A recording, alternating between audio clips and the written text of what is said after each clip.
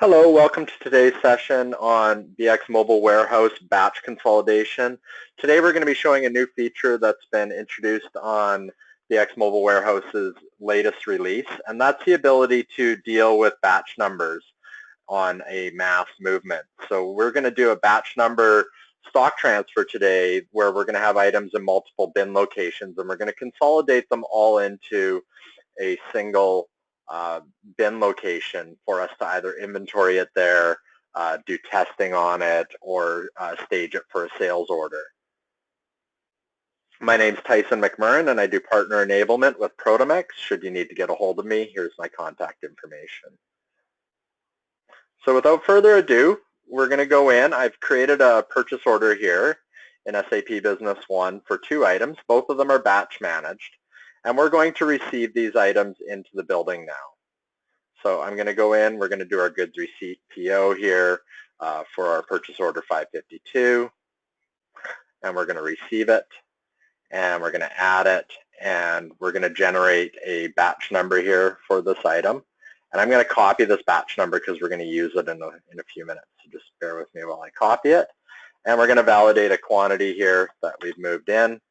And now I'm going to process our next line here. And I'm going to put this away in a different bin location. And we're going to use the same batch number there.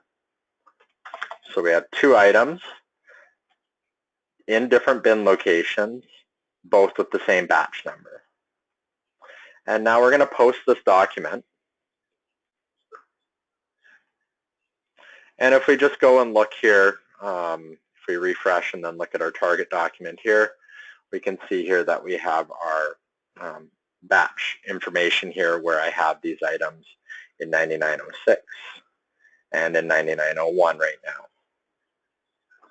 So the next thing that we're going to do is we're going to move all of these items together. And as I said, there might be different business cases as why you'd want to do it. Maybe it's for consolidating them for a sales order. Maybe it's for testing purposes. Whatever the reason is, we have this new feature here, and that is where we can go in to our inventory stock transfer, and we're going to do a batch number transfer. And I'm just going to paste that batch number in here. And when I clear the field here, you can see that it's pulled up the 2 items, this L06 item and the L26 item, and you can see that we have our batch number on both of these. Now, I'm going to put these in a 9903 bin, and when I click done here, it's going to move both of these items into that 9903. Now, we do have the ability here to select a line and delete that line, but for today's purposes, I'm just going to click done here, and it's going to move those items into the consolidated bin location. So if we just go back, if we go back now and look at the batch information on these items,